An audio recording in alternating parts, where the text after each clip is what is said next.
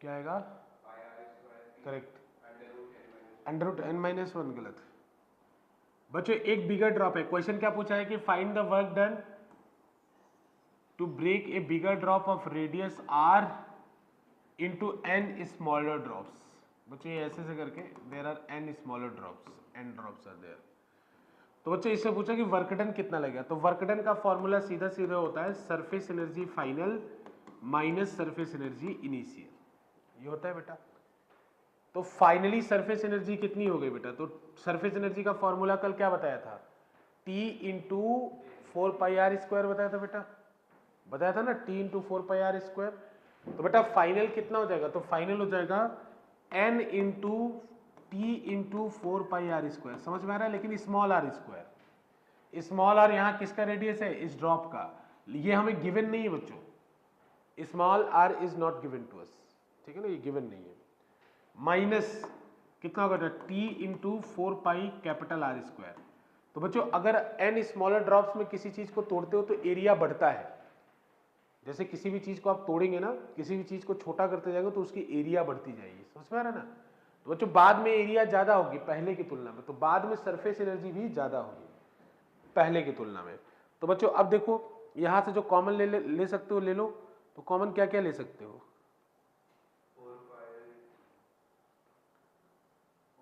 बच्चों जो कॉमन ले सकते हो ले लो। गुड आफ्टरनून बेटा, बेटा स्क्रीन सीधे दिख रहा है ना, हाँ। तो बच्चों जो कॉमन ले सकते हो ले लो कॉमन, तो 4πt कॉमन ले सकते हो, अंदर क्या बचेगा, n into r² minus r², ये बचेगा बच्चों। अब तुम्हें कुछ जुगाड़ करना पड़ेगा क्योंकि आंसर में स्मॉल r नहीं रह सकता, आंसर में केवल कैपिटल R रहना चाहिए, तो क्या करोगे, तो बेटा इस ड्रॉप से, इस बड़े वाले ड्रॉप से ही तो ये छोटे वाले ड्रॉप बने हैं, बनेगी नहीं, तो इन दोनों का वॉल्यूम इक्वेट कर दो। तो बेटा जो वॉल्यूम पहले था वही वॉल्यूम क्या होगा, बाद में भी होगा, ऐसा मान रहे हैं हम लोग कि लॉस नहीं हुआ है। तो बच्चों अगर मैं यहाँ पे इस तरफ कर रहा हूं, अगर वॉल्यूम दोनों का इक्वल कर दो बच्चों, तो पहले वॉल्यूम कितना था 4/3πr³, बाद में वॉल्यूम कितना हो जाएगा n इंटू 4/3πr³। ये पक्का क्लियर है ना बेटा, एक बड़े वाले ड्रॉप का वॉल्यूम कितना था 4/3πr³, छोटे वाले ड्रॉप का, एक ड्रॉप का कितना वॉल्यूम था 4/3πr³, n से मल्टीप्लाई कर दिया, क्यों बेटा, क्योंकि n ड्रॉप था, ठीक है, n ड्रॉप था। तो बच्चों यहां से देखो 4/3π विल कैंसिल आउट, और बच्चों small r will be equal to what, r small r³ will be equal to r/3/n, r³/n। तो बेटा r की वैल्यू कितनी है, स्मॉल r की value will be what, r/n का पावर 1/3। अरे क्यूब रूट होगा तो क्यूब रूट को n का पावर 1/3 लिख सकते हैं ना। देखो जिसको दिक्कत हो बता देना, बोलो बेटा, ठीक है, नहीं कहा नहीं समझ में, ये ऊपर जाने से देखो इसमें फाइनल वॉल्यूम यहां तक देखो, फिर से देख लो बेटा, एक ड्रॉप है, इसको n बड़ा सा ये ड्रॉप है पानी का, इसको छोटे छोटे ड्रॉपों में तोड़ा है ना। तो बेटा बाद में जो एरिया है वो बढ़ जाएगा। जैसे अगर मैं आपसे बोलूं कि बड़े ड्रॉप का एरिया और छोटे ड्रॉप का एरिया, तो किसका एरिया ज्यादा होगा, जैसे मान लो कोई भी बुक है या ये रिमोट है, इसको मैं बीच से तोड़ देता हूं, बीच से ऐसे दो टुकड़े में कर देता हूं, तो पहले इसकी एरिया इतनी थी, बाद में इसकी एरिया बढ़ जाएगी, कैसे, तो जहां से मैंने तोड़ा है तो दो एक्स्ट्रा रेक्टेंगल बन जाएंगे ना बीच में, अरे यहां से जब काटूंगा तो एक रेक्टेंगल इधर बन जाएगा, एक रेक्टेंगल इधर बन जाएगा, तो पहले वाली एरिया तो थी ही, लेकिन दो रेक्टेंगल भी बन गए। तो जब आप किसी चीज को छोटा छोटा तोड़ते हैं तो उसकी एरिया बढ़ती है, लेकिन वॉल्यूम उतना ही रहता है, वॉल्यूम उतना ही रहता है, एरिया क्या होता है, बढ़ता है। तो बच्चों एरिया अगर बढ़ेगा, तो अभी आपने कल लास्ट क्लास में सरफेस एनर्जी का कॉन्सेप्ट पढ़ा था, सरफेस एनर्जी कितना होता है, टी इंटू एरिया, समझ में आ रहा है।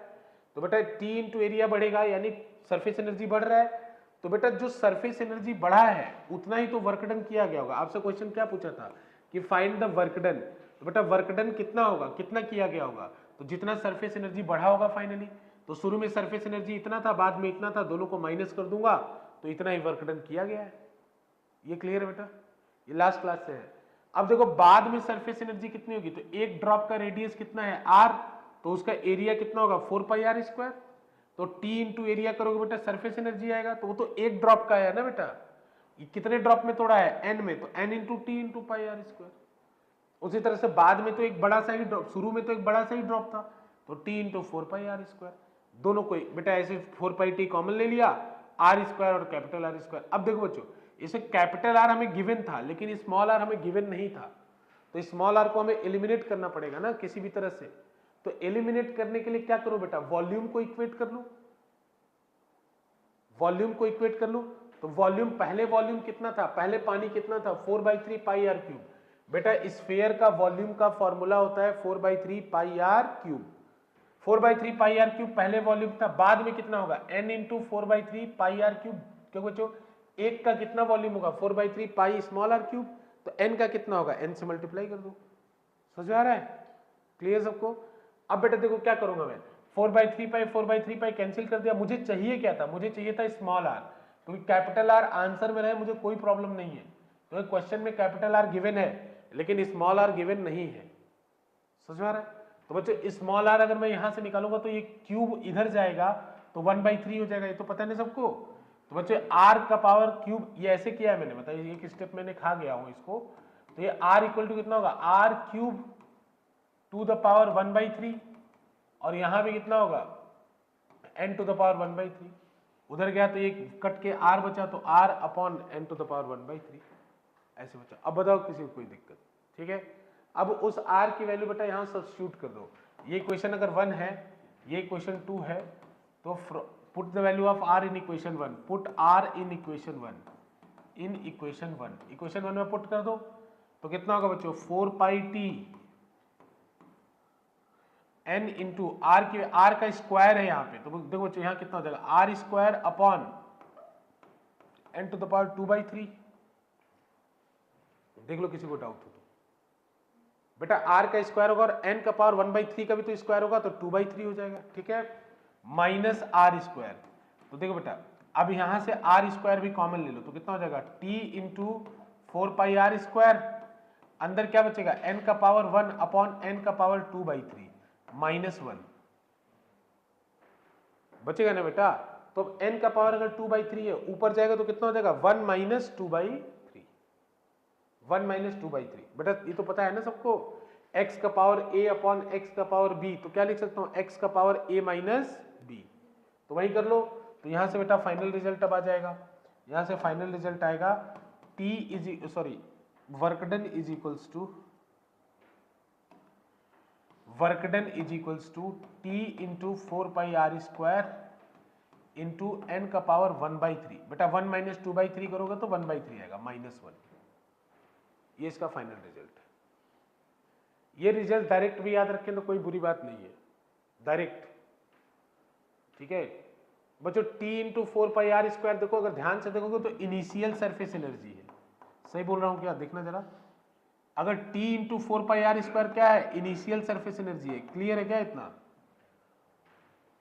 बेटा इनिशियल सरफेस एनर्जी कितना होगा, t into 4 pi r square, तो ये इनिशियल सरफेस एनर्जी भी है, तो initial surface energy into n का पावर 1/3 -1।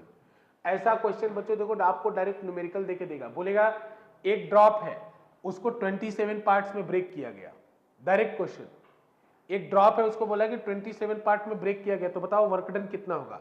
तो बच्चों n की वैल्यू कितनी रख दोगे, 27, तो 27 को क्या लिख सकते हो, 3 का क्यूब, तो कैंसिल हो जाएगा, तो 3 माइनस 1 हो जाएगा। तो डायरेक्ट ये SEI दिया होगा आपको, जैसे बोलेगा कि शुरू में एनर्जी 400 जूल थी, तो बताओ अगर उसको इसकी एनर्जी 400 जूल थी, इसको अगर 27 पार्ट्स ड्रॉप में तोड़ दिया गया तो उसकी एनर्जी क्या होगी, डायरेक्ट फॉर्मूला लगाओ, आंसर आएगा। समझ में आ रहा है ना, ये इसका अच्छा एग्जाम्पल है, मतलब इस सिचुएशन पर। आगे चले, चलो बच्चों हेडिंग डालो, क्लियर है ना, कोई दिक्कत तो नहीं। अच्छा इसमें एक और चीज अगर मैं ध्यान से देखूं, बोलो यहां तक कोई दिक्कत हो बताओ, साफ साफ बताओ कोई दिक्कत हो तो, ठीक है। देखो इधर बच्चों, इसमें देखो वर्क डन का फॉर्मूला है। अब जरा सा SEI को अंदर मल्टीप्लाई कर दो, तो SEI इक्वल टू कितना होगा, SEI इंटू n का पावर 1/3 माइनस SEI, ऐसे लिख सकते हो ना, SEI अंदर मल्टीप्लाई कर दिया है। अब ऊपर वाले फॉर्मूले से कंपेयर करो, तो बच्चों ये जो आया ये क्या फाइनल सरफेस एनर्जी है क्या, इस वाले फॉर्मूले से कंपेयर करो, SEI तो यहां भी है, तो ये जो आया था वो क्या है, फाइनल सरफेस एनर्जी है। तो इससे अच्छा हम यही याद कर लें कि अगर n ड्रॉप में तोड़ा जाता है तो फाइनल एनर्जी शुरू वाले का n टू द पावर 1/3 हो जाता है। वर्क डन निकालना होगा तो फाइनल माइनस इनिशियल कर लेंगे, फॉर्मूला तो पता ही है हमें। तो यहां से हमें यह भी पता चलता है कि फाइनल सरफेस एनर्जी जो होता है वो SEI into n to the power 1/3 होता है। चलो एक क्वेश्चन कर ही लो।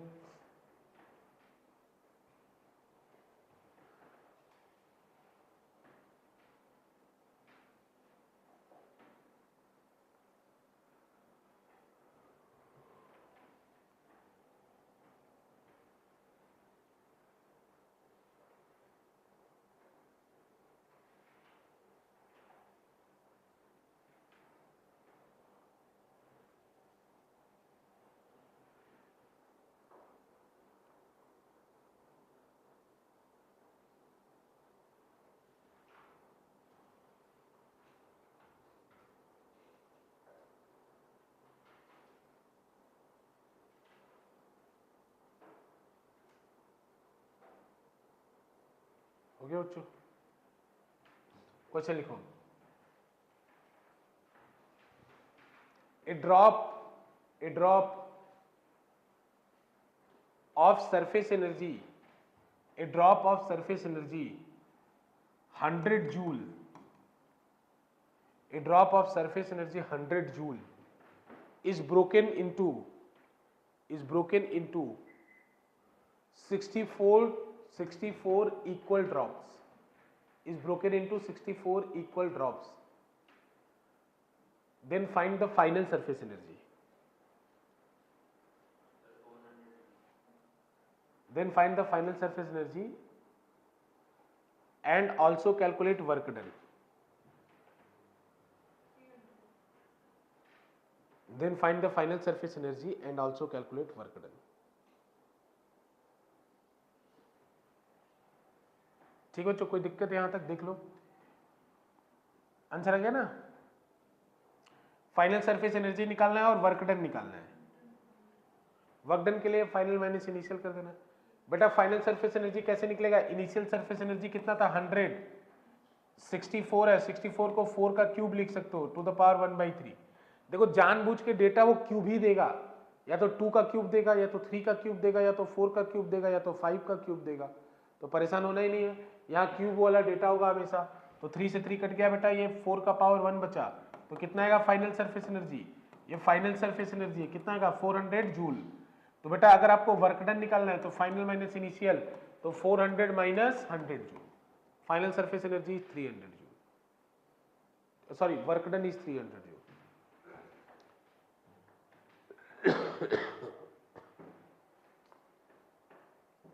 इसको डायरेक्ट याद रखिएगा।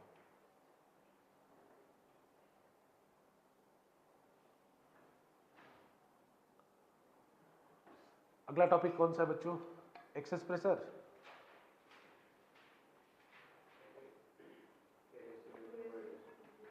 एक कहाँ है कोहेसिव एडिसिव, उसके बाद एक्सेस प्रेशर है क्या, पहले एक्सेस प्रेशर ही कर लो।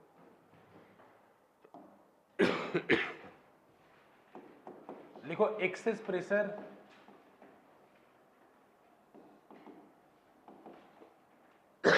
इनसाइड ए ड्रॉप और bubble, excess pressure inside a drop और bubble, excess pressure inside a drop और बबल, ठीक है, इनसाइड ए ड्रॉप और बबल।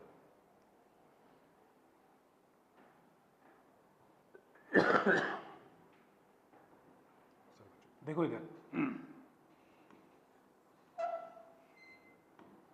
बच्चों, ये ड्रॉप है, तो मैंने कल आपको बताया था कि सरफेस वाले सारे मॉलिक्यूल अंदर जाना चाहते हैं,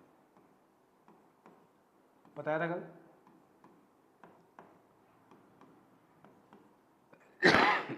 तो इसके वजह से होता क्या है बच्चों कि अंदर वाला प्रेशर बाहर वाले प्रेशर से ज्यादा हो जाता है। सारे ड्रॉप अंदर की तरफ, सारे सरफेस के मॉलिक्यूल अंदर की तरफ प्रेस करते हैं, इसलिए अंदर का प्रेशर बाहर के प्रेशर से ज्यादा हो जाता है। कितना ज्यादा होता है, तो इस सिचुएशन में फॉर्मूला होता है P inside minus P outside equals to 2T/R। तो बच्चों ये P inside minus P outside है, इसको कहते हैं हम लोग एक्सेस प्रेशर। क्या बोलते हैं इसी को? Excess pressure. मतलब ड्रॉप के अंदर बाहर से एक्स्ट्रा प्रेशर आता है, क्योंकि सारे मॉलिक्यूल अंदर की तरफ प्रेस करते हैं, ठीक है। लेकिन अगर बबल रहे बच्चों, क्योंकि ये सरफेस टेंशन के कारण होता है, और बबल रहे, बबल सबको पता है बबल में कितने सरफेस होते हैं? 2। तो इस सिचुएशन में P inside minus P outside will be equal to 4T/R, क्योंकि बच्चों बबल के अंदर 2 सरफेस होता है, एक इधर से और एक इधर से।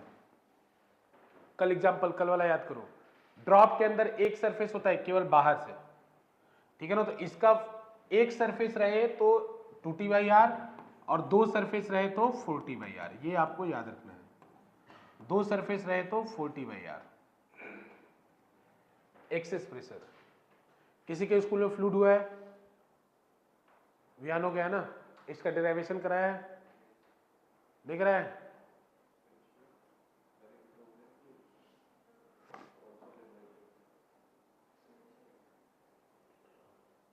बच्चों इसका डेरिवेशन वैसे सिलेबस का पार्ट नहीं है, मैं स्कूल में पूछ रहा था आपके, कराया होता तो करा देता। देख लेना, अगर कराया होगा तो मुझे बता देना, मैं करा दूंगा इसका डेरिवेशन। इसके डेरिवेशन का 2 तरीका होता है।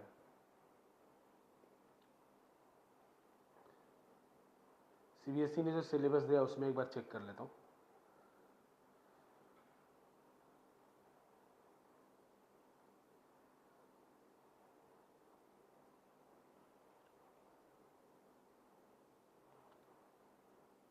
ठीक है,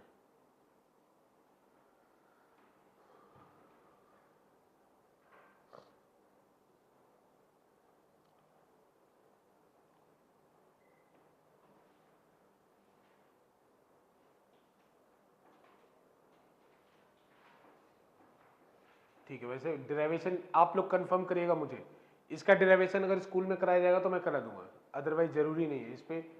लेकिन बस डेरिवेशन स्कूल में नहीं देंगे तो हम लोग को भी करने की जरूरत नहीं है।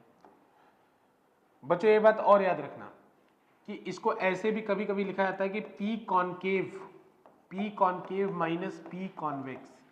कई बार होगा क्या कि ये पूरा का पूरा ड्रॉप या बबल नहीं बनेगा, तो यहाँ पे कॉन्वेक्स और कॉनकेव भी लिख सकते हैं। कॉनकेव मतलब बच्चों इधर वाला हिस्सा जो केव के अंदर है। केव के अंदर हमेशा प्रेशर केव के बाहर के प्रेशर से ज्यादा होगा, ठीक है ना। तो इसको ऐसे भी लिख सकते हैं P concave minus P convex is equals to 2T/R, और वहां भी ऐसे ही लिख सकते थे, ठीक है ना। P concave minus P convex equal to 2T/R। बच्चों ये ड्रॉप है, बच्चों ये ड्रॉप है और ये बबल है, ये बबल है। बबल में 2 सरफेस होता है, इसीलिए आप फॉर्मूला लगाएंगे 4T/R। ड्रॉप में एक सरफेस होता है, इसलिए आप फॉर्मूला लगाएंगे 2T/R, ठीक है। क्लियर है? अब हम एक क्वेश्चन करेंगे इसके ऊपर। चलो एक छोटी सी बात बताता हूँ, क्योंकि साइंस अगर रील्स देखो बहुत जगह ये बना होता है। एक्सपेरिमेंट आप घर पे करके देखिएगा। मैं एक छोटा सा एक्सपेरिमेंट बता रहा हूँ आपको, ठीक है। चलो बच्चों देखो इधर ध्यान से, 2 बलून लेना, एक छोटा है, एक को छोटा फुलाना, एक को बड़ा, ठीक है। बर्थडे किसी का आ रहा हो, बर्थडे तो देख लेना। फिर इसमें इसको स्ट्रॉ से जैसे भी तुम देखो जुगाड़ करना है, इन दोनों को कनेक्ट कर देना अंदर से। मतलब स्ट्रॉ लेना, जल्दी से डालना, बांध देना, फिर दूसरे वाले खोलना, जल्दी से देना, बांध लेना, जैसे दोनों कनेक्टेड हो जाए। फिर उनको ऑब्जर्व करना। तो बताओ ऑब्जर्व करने पे ये दोनों स्ट्रॉ से मान लो कनेक्टेड हो गए, ऑब्जर्व करने पे क्या होगा? क्या होगा? मतलब ये बड़ा वाला बबल और बड़ा होगा, या ये बड़ा वाले बबल से छोटे वाले बबल में आपका एयर फ्लो करेगा और दोनों इक्वल साइज के हो जाएंगे, क्या होगा? हाँ, मतलब एयर कहां से A टू B फ्लो करेगा, करणवीर का कहना है कि A टू B फ्लो करेगा और दोनों इक्वल साइज के हो जाएंगे, ठीक है ना। तो एयर कहां से कहां फ्लो करेगा? A to B, B to A। क्या होगा अगर छोटे और बड़े बबल को एक साथ इस तरह किया जाए तो? हाँ, A टू B फ्लो करेगा। कभी एक्सपेरिमेंट करके देखना, ऐसा होगा ही नहीं, ऐसा नहीं होगा। ए बी वाला और छोटा होता जाएगा और एयर फ्लो करेगा B to A। Strange but true, याद रखना। ऐसा होगा ही नहीं कभी, देखना ये बड़ा वाला और बड़ा होता जाएगा और छोटा वाला एकदम पिचक जाएगा। ये घर पे एक्सपेरिमेंट करके देखना इसको, कभी ऐसा होगा। ऐसा क्यों हुआ तो उसको थोड़ा समझो, क्योंकि आप फिजिक्स पढ़ चुके हैं हम लोग बच्चों। दोनों के बाहर का प्रेशर तो सेम था जो कि एटमॉस्फेरिक प्रेशर था बच्चों, ठीक है। तो अगर आपको बाहर का प्रेशर पता है तो क्या फॉर्मूला था, P inside is minus P outside equal to, ये बबल की तरह है तो इसको 40/R लिख ले रहा हूं। अरे वहां सरफेस टेंशन था, यहां पे रबर है, भाई रबर भी तो इलास्टिक मेम्ब्रेन ही है, जैसे सरफेस टेंशन इलास्टिक मेम्ब्रेन है। 40/R, तो बच्चों इस वाले केस में अंदर का प्रेशर कितना आएगा, पी नॉट प्लस 40/R। बच्चों पी नॉट इज, जो बाहर का प्रेशर होगा वो तो एटमॉस्फेरिक प्रेशर है ना, तो अंदर का प्रेशर कितना होगा इसमें, इसका रेडियस आर ए है बेटा, इसका रेडियस आर ए, तो इसके अंदर का प्रेशर कितना होगा, पी नॉट प्लस 40/RA। सहमत आप लोग बेटा, इसके अंदर का प्रेशर कितना होगा, by the same logic, P not plus 40/RB। मुझे बताओ बच्चों कि आर ए बड़ा है कि आरबी, आर ए बड़ा है, अगर आर ए बड़ा है तो 40/RA 40/RB से कम होगा। बेटा पी नॉट तो दोनों में है तो वो तो कंपेयर करने की जरूरत ही नहीं उसको, तो यहां 40/RA जो है 40/RB से कम है, तो बताओ कहां का प्रेशर ज्यादा है, ए के अंदर का प्रेशर कि बी के अंदर का प्रेशर, प्रेशर कहां का ज्यादा है, बी का, तो प्रेशर कहां का कम है, ए का। देखो इधर ये बलून बड़ा जरूर है लेकिन इसके अंदर का प्रेशर क्या है, कम है।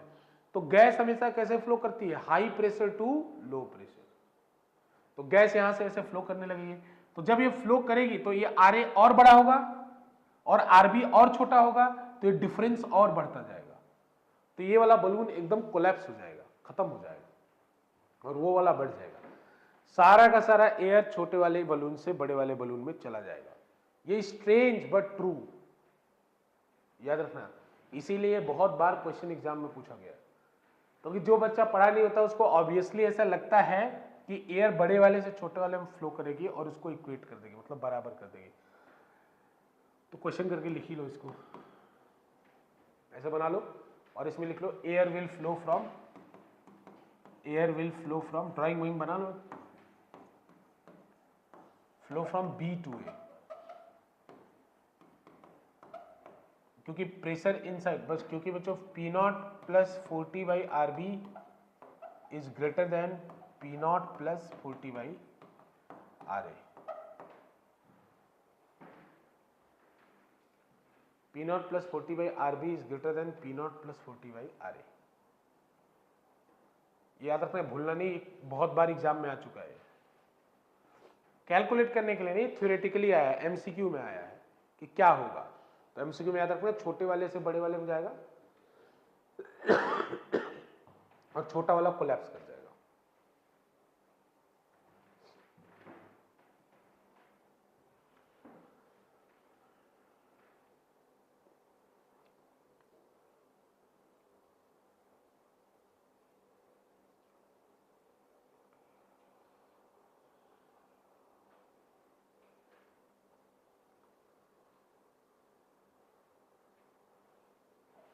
ठीक है बच्चों,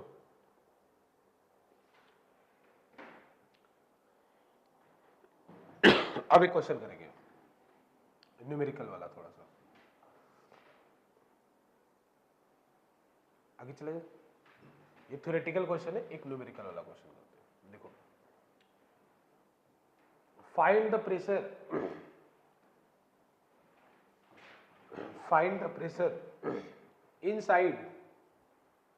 inside a bubble of inside a bubble of radius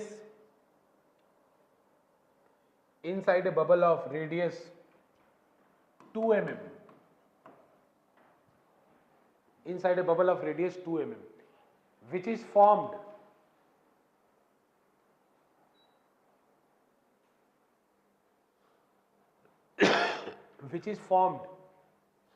at a depth of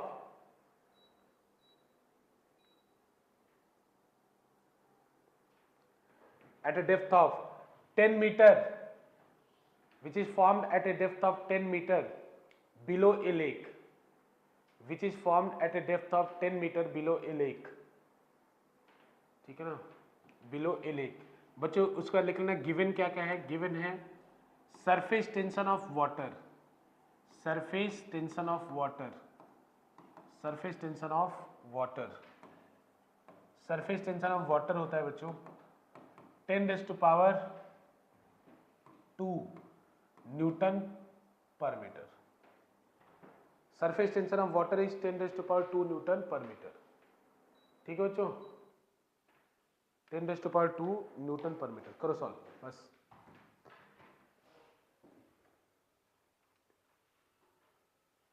hello, जय श्री राम सर, बताइए।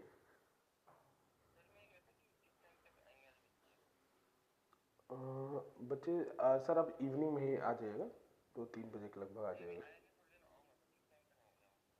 आप 2:30 बजे के लगभग आ जाइएगा सर। की है ना आपके पास सर, कीज है ना? Okay sir, okay sir, okay sir.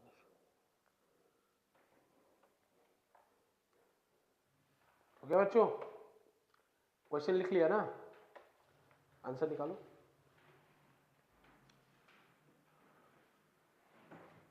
Situation समझ में आ गया ना बच्चों? रिवर या कोई लेक है, उसके 10 मीटर नीचे बबल बन सकता है कि नहीं बन सकता है? तो ऐसे ऐसे 10 मीटर नीचे एक बबल बन गया। इस बबल का रेडियस दे रखा है आपको, इसके अंदर का प्रेशर बताना है। तो पहला काम तो यही करो ना, इस बबल के बाहर का प्रेशर निकालो। ये निकालना आपको आता है। ऊपर प्रेशर P0 है और ये हाइट कितना है 10 मीटर। तो कोई फॉर्मूला पढ़ा है हमने, एक फॉर्मूला टाइप का पढ़ा है डेप्थ के साथ। तो बाहर का प्रेशर आ गया, अब अंदर का प्रेशर निकालना है। तो अभी वाला जो फॉर्मूला पढ़ा है वो लगा दो।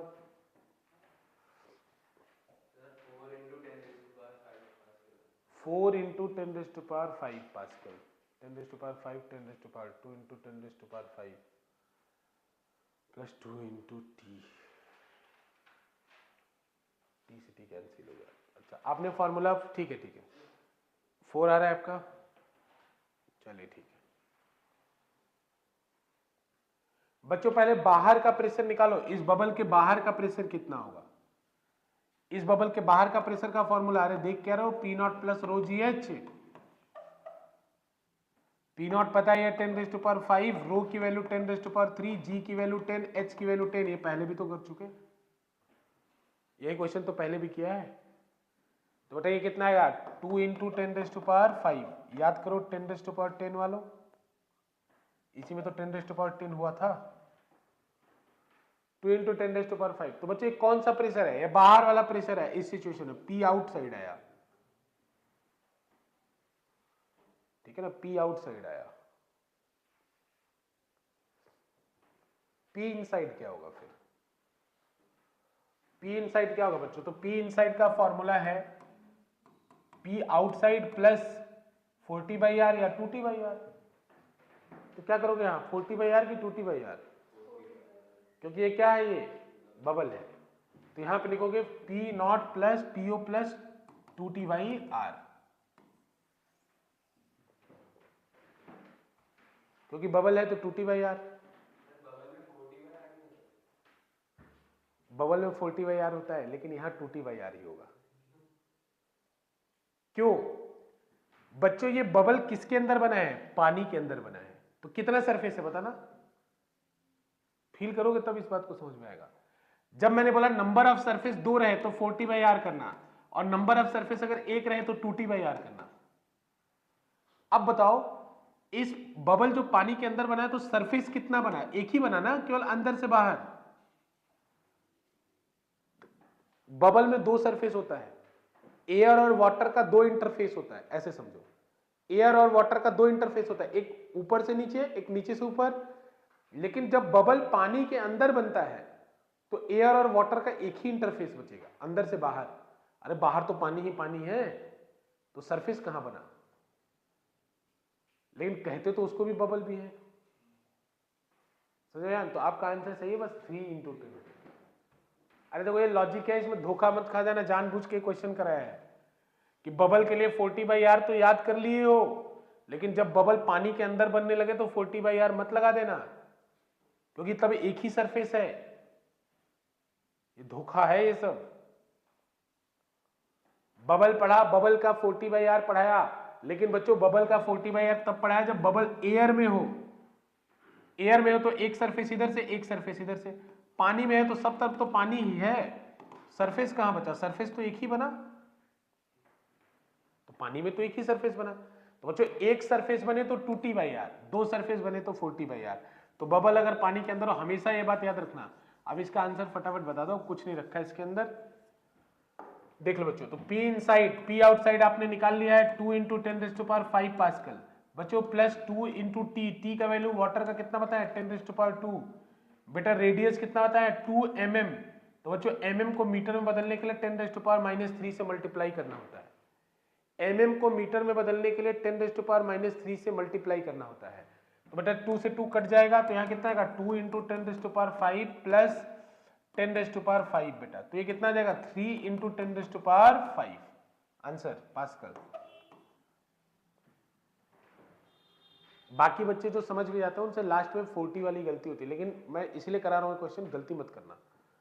एक सरफेस हो तो भले बबल बोले, लेकिन 40/R करना, और कहीं दिक्कत नहीं होगी, बस पानी के अंदर बबल बनेगा तब दिक्कत होगी, ठीक है ना, तब 2T/R करना। आगे चले, बहुत आसान है, कोई डिफिकल्टी नहीं है, फ्लूइड में पूरा कोई डिफिकल्ट नहीं होता बेटा, एक बार पढ़ लो बस। आप सेकेंड बुक पूरा एक बार पढ़ लो, कभी नहीं फंसोगे। अगर तुम ध्यान से पढ़े हो तो फंसोगे नहीं उसमें। अब जैसे मैंने जो क्वेश्चन आपको कराए, इसके अलावा इसमें वेरिएशन हो ही नहीं सकता। जब डिफिकल्ट बनाएंगे तो यही होगा बस, उसके अलावा कुछ नहीं होगा।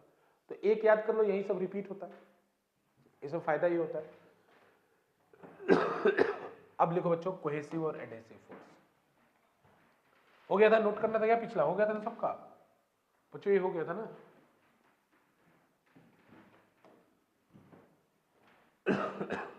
लिखो cohesive and adhesive force,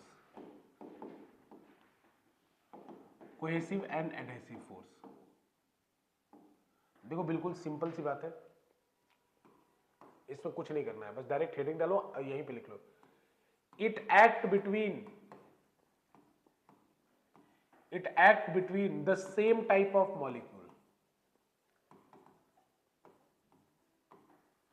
same types of molecule. उसके अंदर लिख लो it act between the different type of molecules, खत्म। एग्जांपल बताता हूं, इसका एग्जांपल क्या है कि वाटर मॉलिक्यूल के बीच में फोर्स, वाटर मॉलिक्यूल के बीच में फोर्स। अब इसी को केमिस्ट्री में वंडरवाल फोर्स हम लोग कहते हैं, ठीक है ना। वाटर के मॉलिक्यूल जिसे या आयनिक फोर्स कह सकते हैं, जिनसे वो एक दूसरे के पास अट्रैक्टेड रहते हैं, ठीक है ना। तो जैसे वाटर का फोर्स, इसके अंदर बच्चों it act between the different type of molecules.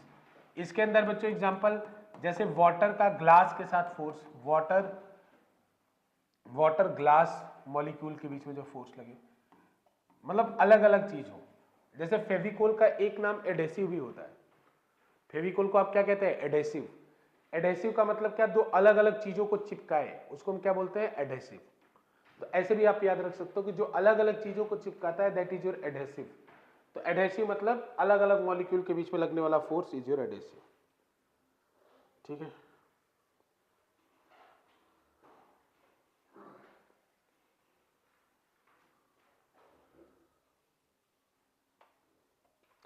ठीक बच्चों, किसी कोई दिक्कत? लिखो अब एंगल ऑफ कांटेक्ट। अच्छा एक बात बताओ, ये अगर पानी सरफेस के साथ चिपकता है तो किस फोर्स के कारण चिपकता है? जैसे आप पानी अगर सरफेस पे गिरा दो, इसको आगे हम पढ़ाएंगे भी आपको। पानी जैसे मैं सरफेस पे गिरा दूं, आपके नोटबुक पे पानी गिरा दूं, तो नोटबुक बिल्कुल गीला हो जाएगा। लेकिन आपके नोटबुक पे मैं मरकरी गिरा दूं और उसको वाइप कर दूं, तो आपका नोटबुक एकदम सूखा रहेगा, क्योंकि मरकरी भी लिक्विड है और पानी भी लिक्विड है। तो पानी जब गिरेगा और उसको वाइप करूंगा तो आपका नोटबुक गीला हो जाएगा, लेकिन जब मरकरी गिरेगा उसको वाइप करूंगा तो आपका नोटबुक गीला नहीं रहेगा, सूखा रहेगा। रीजन क्या है कि बच्चों वहां दो फोर्स थे। जब पानी वाला केस की बात करते तो वाटर के बीच का फोर्स, वाटर प्लस वाटर के बीच का फोर्स, दूसरा फोर्स था वाटर प्लस पेपर के बीच का फोर्स। तो कौन सा कोहेसिव, ऊपर वाला कोहेसिव, नीचे वाला एडेसिव। तो बेटा इस केस में जब आपके पेपर में मैंने गिराया तो जो को फोर्स था, कोहेसिव फोर्स था, वो एडेसिव से कम था। तो जब आपने वाइप किया तो मान लो 1,00,000 मॉलिक्यूल पानी के आपके नोटबुक पे गिरे थे एग्जांपल के लिए, तो जब आप वाइप करेंगे तो सरफेस क्या करेगा, 40,000 मॉलिक्यूल को, 40,000 मॉलिक्यूल को पकड़ लेगा, जाने नहीं देगा। क्यों नहीं जाने देगा? क्योंकि उनका एडेसिव फोर्स क्या है, ज्यादा है। ठीक है ना, तो ये भाग नहीं पाएंगे, सारे भाई बंधु को अपने लेके ये जा नहीं पाएंगे, कुछ को क्या करेगा, सरफेस पकड़ लेगा। लेकिन जब मरकरी मरकरी की बारी आएगी तो मरकरी मरकरी के बीच में बच्चों जो कोहेसिव फोर्स होता है बहुत ज्यादा होता है। तो अगर मरकरी और पेपर की बात आएगी तो मरकरी और पेपर के बीच में जो एडेसिव फोर्स है वो बिल्कुल ना के बराबर होता है। तो मरकरी के अगर 1,00,000 मॉलिक्यूल गिरेंगे तो अपने एक भी भाई बंधु को छोड़ेगा नहीं, सबको लेके जाएगा। तो कुछ पेपर पे बचेगा ही नहीं, तो पेपर गीला कैसे होगा? समझ में आ रहा है कि नहीं? तो ये को फोर्स और एड फोर्स के कारण वेटेबिलिटी होता है। तो थोड़ा ये बस समझाने के लिए मैं आपको बता रहा था, बाकी घबराइए मत, एक ही जगह पे सब बता देंगे, ये सब आगे आएगा तो परेशान नहीं होना है किसी को। अब लिखो बच्चों angle of contact, angle of contact.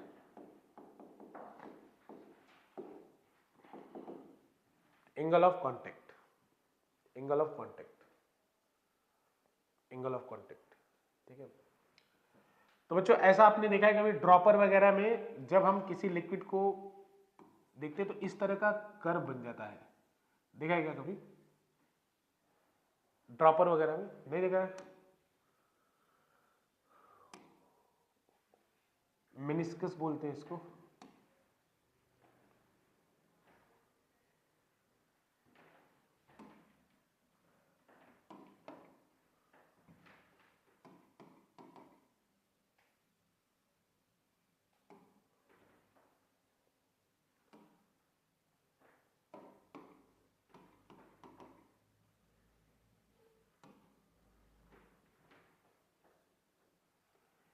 देखो आपने देखा होगा, वैसे मैं रियलिस्टिक पिक्चर एक दिखाना चाह रहा था आपको।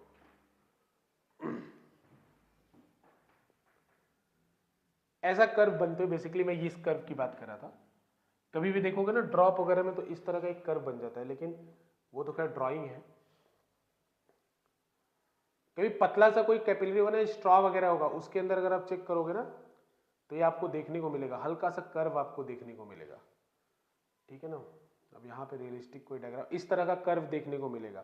या कभी पानी ग्लास के ऊपर बहुत ज्यादा भर दो तो ऐसे एक उठा हुआ पोर्शन दिखता है, कभी देखा है ऐसा आपने? ऐसा पोर्शन दिखता है ना, तो उसी की बात करो, उसको हम लोग मेनिस्कस बोलते हैं। अब वो तभी दिखता है जब पतली ट्यूब हो, पतली ट्यूब। या कभी ऐसा देखा है स्वेटर के ऊपर कभी ड्रॉप गिर जाए पानी का एक, तो बिल्कुल एकदम परफेक्ट ड्रॉप होता है। या कभी ऐसा देखा हो पौधों के ऊपर या फूल के ऊपर सुबह सुबह ओस गिरा हो, उसका डायग्राम देखा, तो वो सब चीजें एंगल ऑफ कांटेक्ट के अंदर आती है। तो इसको पहले याद रख लो बस, इसको मेनिस्कस कहते हैं। ये जो फॉर्म हुआ कर्व इसको मेनिस्कस कहते हैं। ये जो कर्व हुआ इसको क्या बोलते हैं, मेनिस्कस बोलते हैं। तो रियलिस्टिक पिक्चर अभी नहीं दिखा पा रहे, इसमें देख लो, इसको देख सकते हो यहाँ, क्योंकि पतले ट्यूब में होता है ना इसलिए आपने इसको देखा नहीं होगा। अब ऐसा नहीं कि बड़ा सा पाइप लोगे तो वो दिखेगा नहीं आपको, फिर पतला ट्यूब लेने पे ही दिखता है वो। कभी जैसे बच्चे का कोई मेडिसिन वगैरह बच्चे को देना होता है ना, छोटा बच्चा होता है, उसका ड्रॉपर में कभी मेडिसिन लेना, तो मेडिसिन के ऊपर ऐसे आपको कर्व बनता हुआ दिखाई पड़ेगा, दैट इज योर मेनिस्कस। ठीक है ना, खैर चलो ड्राइंग में आते हैं। तो बच्चों ऐसा होगा, अगर आप पतला सा ट्यूब किसी भी लिक्विड के अंदर डालोगे तो उसके अंदर मेनिस्कस का फॉर्मेशन हो जाएगा। लिक्विड के अंदर इस तरह से देखोगे, इस तरह मेनिस्कस का फॉर्मेशन हो जाएगा, ये मेनिस्कस का फॉर्मेशन हो जाएगा। हो गया मेनिस्कस का फॉर्मेशन, ये अंदर इस तरह से ये लिक्विड है बच्चों, और ये मेनिस्कस का फॉर्मेशन हुआ है। ठीक है, एंगल ऑफ कांटेक्ट डेफिनेशन लिखवाएंगे, लेकिन उससे पहले समझ लो तो डेफिनेशन लिखने में आसानी रहेगी। तो बच्चों ये मेनिस्कस बनाया, तो ये एक 3D में है। 3D में है मतलब इसको अगर ऊपर से देखोगे तो ये बिल्कुल हेमिस्फेयर की तरह दिखेगा, हेमिस्फेयर के जैसा दिखेगा। नहीं देखो, विजुअलाइज करना है, physics is all about visualisation. इसको अगर मैं 2D में बना रहा हूं बच्चों तो इस तरह से कर्व दिख रहा है, लेकिन जब आप 3D में इसको देखोगे तो ऊपर से जैसे जैसे आई लेंस होता है ना, आई लेंस देखा, कॉन्टैक्ट लेंस होता है, उस तरीके की चीजें आपको दिखाई पड़ेगी, उसके जैसा दिखाई पड़ेगा इस तरीके से। तो बच्चों देखो, हम कहते हैं कि भाई ये मेनिस्कस जो होता है 2D डायग्राम में इस सरफेस को, मान लो ग्लास का ट्यूब था, ग्लास के ट्यूब को 2 पॉइंट पे इंटरसेक्ट करेगा। 2D में, 3D में कितने पॉइंट पे करेगा? इनफाइनाइट पॉइंट पे। अरे चारों तरफ है ना ये, तो चारों तरफ तो ऐसा बनेगा, लेकिन 2D बना रहा हूं तो बस समझाने के लिए 2 पॉइंट पे इंटरसेक्ट करेगा। क्या हुआ हर्ष? Switch on. ठीक है, ये 2 पॉइंट पे इंटरसेक्ट करेगा। अब यहां पे इन 2 पॉइंट पे जहां पे ये जो सरफेस है इस मिनिस्कस के साथ इंटरसेक्ट किया है, यहां पे एक टेंजेंट ड्रॉ करो फ्लूइड के ऊपर, चाहे इधर ड्रॉ कर लो चाहे इधर, तो मैं इधर ड्रॉ कर ले रहा हूं। टेंजेंट ड्रॉ कर लिया ड्रॉ बच्चों टेंजेंट। तो ये angle of contact is the angle between the tangent and the surface. कौन सा टेंजेंट? जो point of intersection of meniscus and surface के बीच ड्रॉ किया गया है। देखो कॉम्प्लिकेट मत करो, मतलब समझो इसको, फिर बाद में लिखवा देंगे डेफिनेशन, लेकिन पहले समझ लो। पहले क्या था? मिनिस्कस था, सरफेस को 2D में 2 जगह इंटरसेक्ट करेगा, 3D में इनफाइनाइट जगह इंटरसेक्ट करेगा। ये बात फील हो रहा है बच्चों? 3D में इनफाइनाइट जगह क्यों करेगा? क्योंकि वो चारों तरफ होगा ना, और साइड से देखोगे तो 2 जगह। तो जिस भी जगह वो इंटरसेक्ट करा वहां एक टेंजेंट खींचो। किसके ऊपर? मिनिस्कस के ऊपर। ये टेंजेंट आ गया।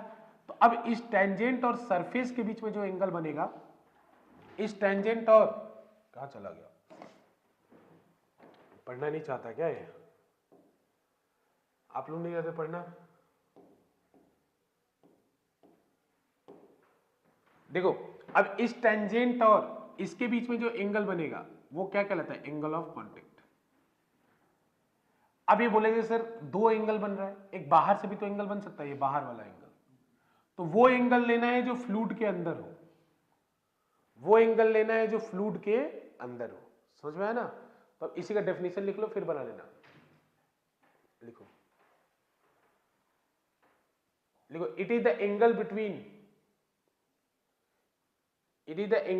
the surface, it is the angle between the surface and the tangent. It is the angle between the surface and the tangent which is drawn at the point of intersection,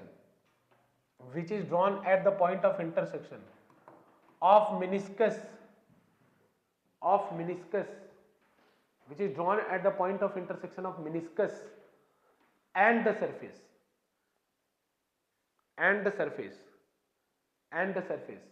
from inside the fluid, and the surface from, छूट गया रुद्र? क्या लिखे बताओ, क्या लिखे? कहा था? Point of intersection between the meniscus and the surface, from inside the fluid, मतलब फ्लूइड के अंदर ड्रॉ करना है। From inside the fluid. अब देखो बात क्लियर है? From inside the fluid. Drawing बना लो। फ्रॉम इनसाइड द फ्लूइड, ये angle of contact from inside the fluid हो गया। फ्रॉम इनसाइड द फ्लूइड, ठीक है बच्चों? फ्रॉम इनसाइड द फ्लूइड, ठीक है? अब देखते हैं हम लोग। चलो ठीक है बच्चों। अब ये 3 टाइप का हो सकता है, तो बारी बारी से देखेंगे हम लोग। अब ये एक डायग्राम बना लो जिससे आपको आइडिया बच्चों। अब कोई ये नहीं दिमाग लगा कि सर इधर क्यों नहीं ड्रॉ किया, बिल्कुल कर सकते हो, किसी भी एक तरफ ड्रॉ कर सकते हो। अब 3D में तो तुम इनफाइनाइट जगह ड्रॉ कर सकते हो, 2D में तो 2 ही जगह ड्रॉ किया है, ठीक है ना? तो इस बात को मतलब याद रखना। अब बच्चों इसमें 3 ड्राइंग है, तो 3 अलग अलग टाइप का एंगल ऑफ कॉन्टेक्ट होता है, तो 3 अलग अलग टाइप का ड्राइंग बना दे रहा हूं मैं। तो आप लोग बस बना लीजिएगा, इसी में सारी चीजें हम लोग सम अप कर लेंगे। पहला ड्राइंग बनाता हूं ग्लास और वाटर का। तो बच्चों ग्लास और वाटर में ग्लास की ट्यूब डाली है और उसके अंदर ऐसे पानी है, तो ये पानी ऐसे ऊपर चढ़ जाएगा और मिनिस्कस ऐसा बनेगा, और ये पानी ऐसे ऊपर चला जाएगा। तो बच्चों ये एंगल कैसा बना है? थीटा है ये, और ये थीटा कैसा है यहाँ पे? एक्यूट मतलब 90 डिग्री से कम। थीटा यहाँ पे कैसा बनेगा? जब ग्लास और, ये कौन सा केस है? ग्लास और वाटर का। तो ग्लास प्लस वाटर के केस में थीटा एक्यूट बनता है। अभी आगे पढ़ोगे तो समझ में आएगा कि इसके अलावा क्या बन सकता है। ये पहला केस। और बच्चों कभी ऐसा एक्सपेरिमेंटली आप देखना, कभी भी स्ट्रॉ जो है, कभी जूस वगैरह पीना, कुछ पीना, उसे स्ट्रॉ को जैसे ही जूस के अंदर डालोगे, फिजिक्स को देखना, स्ट्रॉ को जैसे ही जूस के अंदर डालोगे तो आप पाओगे कि जो लेवल है जूस का, उससे जूस थोड़ा ऊपर दिखेगा स्ट्रॉ में। ऐसा होगा, कभी देखना, ध्यान से देखना, फिजिक्स दिखेगी तुम्हें वहां पे। जो जूस का लेबल होगा आपके कंटेनर में, उससे ऊपर आपको जूस दिखेगा। और ये कर्व, मतलब ये कर्व तो देख नहीं पाओगे, लेकिन इतना जरूर देख पाओगे कि ये हाइट ऊपर चढ़ा हुआ मिलेगा। ये मतलब फ्लूइड जो है बच्चों, ये आपको ऊपर मिलेगा। ये फ्लूइड ऐसे आपको लेवल से ऊपर मिलेगा, पक्का मिलेगा, 100% मिलेगा। पतला सा ट्यूब डालोगे, अगर स्ट्रॉ डालोगे तो स्ट्रॉ के अंदर जूस आपको थोड़ा ऊपर मिलेगा। कभी चेक करना, अगली बार चेक करना, नेक्स्ट टाइम चेक इट कि थोड़ा ऊपर मिल रहा है कि नहीं। मिलेगा, 100% मिलेगा। दूसरा केस लेते हैं बच्चों हम लोग, दूसरा केस लेते हैं हम लोग सिल्वर और वाटर का। तो फिर से पाइप बनाया, पाइप अब की बार सिल्वर का बनाया, चांदी का पाइप बनाया सिल्वर का। बच्चों ये सिल्वर है और ये वाटर है। तो बच्चों इसका जो थीटा होता है वो 90 डिग्री होता है, 90 डिग्री होता है। इसका थीटा 90 डिग्री होता है। तो 90 डिग्री मतलब यहां एंगल 90 बनता है। और ये बिल्कुल भी राइज नहीं करता है, ऊपर नहीं जाता है, जहां था वही रहता है। इस सिचुएशन में जहां था वही रहेगा। फिर एक तीसरा सिचुएशन आता है, 3 तरह के अलावा कोई वेरिएशन नहीं हो सकता बच्चों। तीसरा सिचुएशन आता है मरकरी और ग्लास का। मरकरी और ग्लास का, ये ग्लास है और इसके अंदर ये मरकरी है, मरकरी यानी पारा है। तो बच्चों इसमें क्या होता है, इसमें बड़ा स्ट्रेंज घटना होता है। इसमें लेवल जो है ना वाटर का या मरकरी का, वो अपने ओरिजिनल लेवल से भी नीचे हो जाता है। और ये जो एंगल बन रहा है, आपकी बात देखो बच्चों, ये ऑब्ट्यूस बन रहा है, क्योंकि एंगल हमेशा अंदर से लेना होता है। तो अंदर मरकरी है ना, तो ये ऑब्ट्यूस एंगल बन रहा है, यानी थीटा इक्वल टू ऑब्ट्यूस। और यहां पे लेवल पानी का नीचे चला जाएगा। अगर आपको ऐसा कभी मरकरी आपके पास मिल जाए तो ग्लास का पतला सा ट्यूब या स्ट्रॉ डाल के देखना, तो जो मरकरी का लेवल होगा उससे मरकरी नीचे भाग जाएगा। तो तीसरा सिचुएशन थीटा जब ऑब्ट्यूस हो, ठीक है। 3 सिचुएशन है, 3 एग्जाम्पल आपको याद रखना है।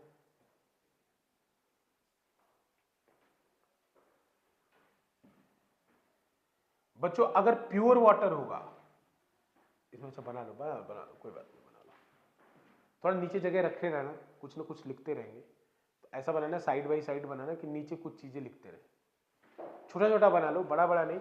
लेकिन इसमें मिनिस्कस ऐसे बनाना, लास्ट वाले में मिनिस्कस ऐसे बनाना, और बीच वाले में सीधा, ऐसे ऐसे सीधा।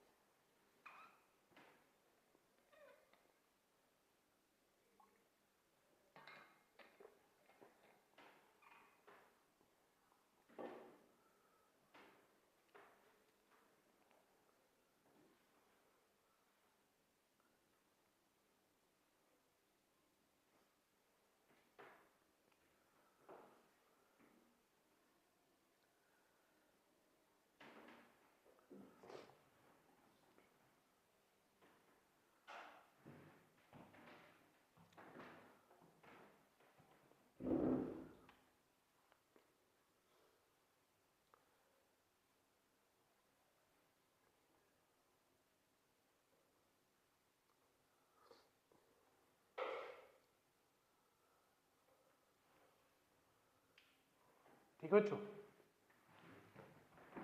देखो इधर ध्यान से, हो गया, बना लिया। देखो अगर इस लिक्विड को, जैसे वाटर को तुम ग्लास पे गिराओगे, अगर इसका एक ड्रॉप ग्लास के ऊपर गिराओगे तो ये ऐसे गिरेगा, ऐसा शेप होगा इसका। कभी चेक करना, लकड़ी के ऊपर भी अगर एक छोटा सा ड्रॉप गिराना पानी का, तो पानी का ड्रॉप ऐसा शेप लेगा। तो बच्चों यहां पे एंगल ऑफ कांटेक्ट कितना है, तो 2 जगह सरफेस को इंटरसेक्ट कर रहा है। यहां पे टेंजेंट ड्रॉ करो, तो ये वाला एंगल अब की बार एंगल ऑफ कांटेक्ट होगा, जो कि एक्यूट है। समझ में आया कि नहीं, ये एक्यूट है।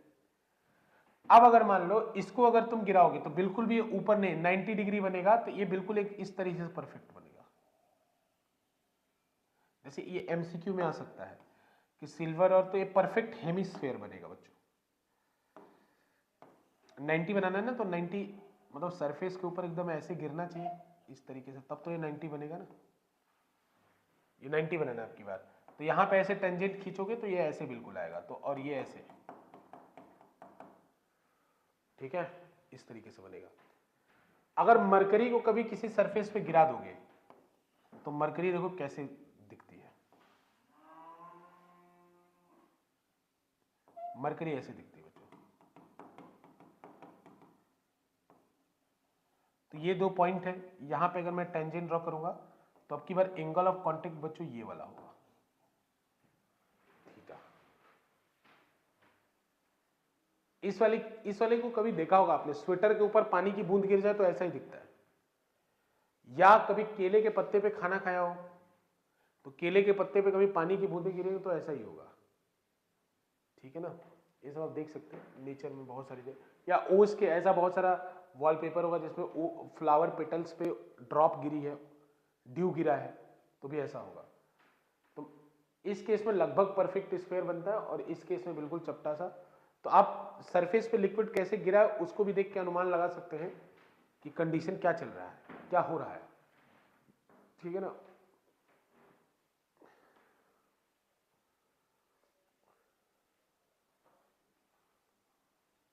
ठीक है, चलो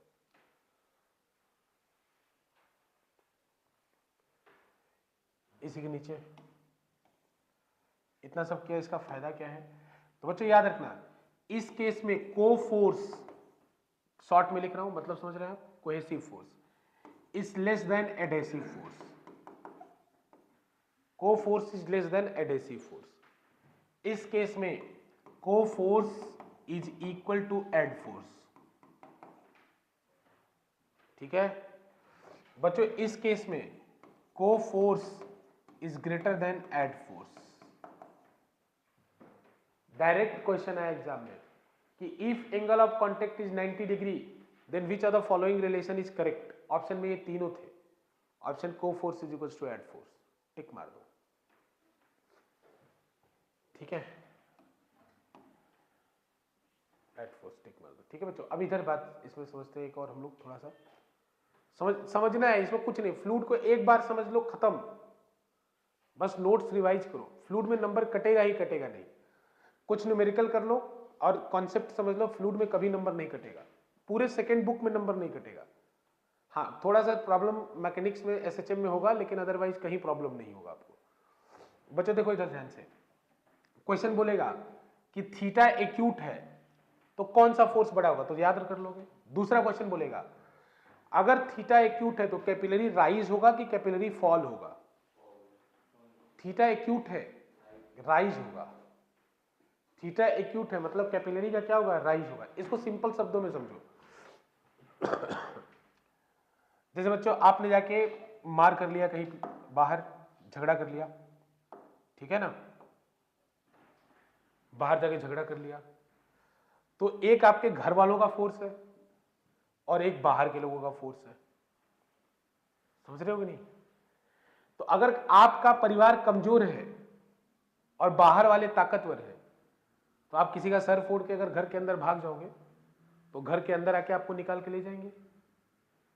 तो देखो एक घर के अंदर गया और इसको बाहर निकाल के ले गया, कैपिलरी को पकड़ा ऊपर लेके चला गया, क्यों, क्योंकि अपने बीच का फोर्स कमजोर था ना। तो ग्लास ने क्या किया, पकड़ा और इसको कैपिलरी को ऊपर पुल कर लिया, तो मतलब कैपिलरी का राइज हुआ। दूसरे का केस में देखो घर वाले और बाहर वाले बराबर रहे, तो जिसको बोलते हैं स्टेटस को, वो बना रहा, न वो अंदर आ पाए जैसे इंडिया चाइना, न वो कुछ कर पा रहे हैं ना हम कुछ कर पा रहे हैं।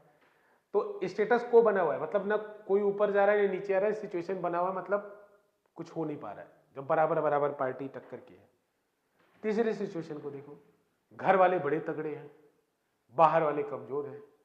अब इस सिचुएशन में क्या हुआ, लड़का झगड़ा करके आया तो घर वालों ने बोला तुम अंदर चलो, तो इसने क्या किया, तुम अंदर चलो हम निपटेंगे इनसे। तो अपने घर वाले को क्या कर दिया, अपने बच्चे को क्या कर दिया, नीचे कर दिया कि तुम सेफ रहो, ये तुम्हें बाहर कैसे ले जाएंगे, तुम जहां हो उससे भी पीछे चले जाओ, तहखाने में छुप जाओ, वी विल हैंडल इट। तो देखो ये इस सिचुएशन में कैपिलरी का क्या हुआ, फॉल हुआ, ऐसे याद रख लो, ठीक है ना। को फोर्स और एट फोर्स। तो इसमें क्वेश्चन आएगा राइज कब होगा, फॉल कब होगा, तो बच्चों क्लियर है। अच्छा एक बात बताओ मुझे, टेम्परेचर बढ़ाने पे कौन सा फोर्स बढ़ेगा, लॉजिक है, कॉमन सेंस है, और कौन सा फोर्स घटेगा। टेम्परेचर बढ़ाऊंगा बच्चों तो एजिटेशन बढ़ेगा, एजिटेशन मतलब मॉलिक्यूल तेजी से वाइब्रेट करेंगे ना, तो कौन सा फोर्स बढ़ेगा, को फोर्स की एड फोर्स। को फोर्स कमजोर होगा ना बेटा, क्योंकि दो मॉलिक्यूल एक दूसरे को पकड़े हुए थे, अब उनको एजिटेट करो तो उनके बीच का फोर्स क्या हो जाएगा, कमजोर हो जाएगा। तो यानी अगर आप टेम्परेचर बढ़ाते हैं बच्चों, तो कहीं भी ऐसे लिखना है, अगर टेम्परेचर बढ़ता है, अगर टेम्परेचर बढ़ता है तो थीटा क्या, को फोर्स क्या करेगा, डिक्रीज करेगा। को फोर्स अगर डिक्रीज किया तो थीटा इंक्रीज करेगा या डिक्रीज करेगा। देखो इधर से ध्यान से समझ लो, थीटा जैसे जैसे बढ़ता है को फोर्स बढ़ता है, थीटा जैसे जैसे बढ़ता है को फोर्स बढ़ता है, ऐसे याद कर लो। तो अगर को फोर्स कम हुआ तो थीटा क्या होगा, कम होगा। अगर को फोर्स कम हुआ तो थीटा क्या होगा, कम होगा। तो बच्चों अगर टी बढ़ाता हूं मैं तो थीटा बढ़ेगा कि घटेगा, घटेगा, क्योंकि को फोर्स क्या हुआ है बच्चों, कम हुआ है ना, तो थीटा विल डिक्रीज। अब एक बार बताओ, राइज ज्यादा होगा या कम होगा, कॉमन सेंस, कैपिलरी का राइज पहले ज्यादा होगा कि कम होगा, ज्यादा होगा, क्योंकि घर वाले और कमजोर हो गए तो बाहर वाले और ऊपर लेके चले गए, बाहर लेके चले गए। तो ये कॉमन सेंस है, इसमें कुछ मुझे बताना नहीं, तुम्हें खुद आना चाहिए। थीटा बढ़ेगा तो क्या होगा बच्चों, कैपिलरी का राइज ज्यादा होगा, समझ में आ रहा है कि नहीं, ये लिख लेना कहीं ऐसा साइड में। अब एक बार बताओ, कुछ बातें बस यही छोटी छोटी बातें करें। अच्छा बताओ, जो रेन कोट वगैरह है, ठीक है ना, उनका थीटा क्या होना चाहिए, रेन कोट का थीटा क्या होना चाहिए, रेन कोट का थीटा क्या होना चाहिए। अगर आप रेन कोट बनाए तो थीटा क्या होना चाहिए उसका, ऑप्ट्यूस की, वो गीला ना हो, पानी उस पर टिके ना, पानी नीचे चला जाए, तो उसका थीटा क्या होना चाहिए, ऑप्ट्यूस। तो बोले जाएगा कि अगर कोई सरफेस है उसको वाटर प्रूफ बनाना है तो its surface will be painted with a material of theta obtuse. समझ में आ रहा है कि नहीं, ये सब क्वेश्चन है जो मैं बता रहा हूं अभी, कि बोलेगा कि रेन कोट को या किसी सरफेस को वाटर प्रूफ बनाना है तो उस पर कौन सा मटेरियल लगाएंगे जिसका थीटा क्या हो, ऑप्ट्यूस हो, क्योंकि ऑप्ट्यूस होगा तो उससे पानी टिकेगा नहीं, जैसे मरकरी किसी के ऊपर टिकता नहीं, मरकरी तुरंत बाहर हो जाता है, ठीक है ना। तो रेन कोट या जितने भी इस तरह से बच्चों, रेन कोट हो गया, अम्ब्रेला हो गया, इनका थीटा शुड भी, थीटा क्या होना चाहिए इनका, ऑप्ट्यूस। बच्चों एंटीसेप्टिक, एंटीसेप्टिक पता है ना, डेटॉल, सेवलॉन, इनका थीटा क्या होना चाहिए बच्चों। जो हमारा वुंड है, जो घाव है, उसके ऊपर वो चिपके रहना चाहिए ना मेडिसिन, तो चिपके रहने के लिए हमें कौन से प्रॉपर्टी की जरूरत है, एडहेसिव की। तो एडहेसिव प्रॉपर्टी कब होती है, जब थीटा क्या हो, एक्यूट हो। तो वो एंटीसेप्टिक सबसे अच्छा माना जाएगा जिसका थीटा क्या हो, एक्यूट हो, वो एंटीसेप्टिक सबसे अच्छा माना जाएगा जिसका थीटा क्या हो, एक्यूट हो, क्योंकि वो अच्छे से वुंड पे चिपकेगा, ठीक है ना। बच्चों why warm soup is tastier than, why hot soup is tastier than the cold soup, why hot soup is tastier than the cold soup.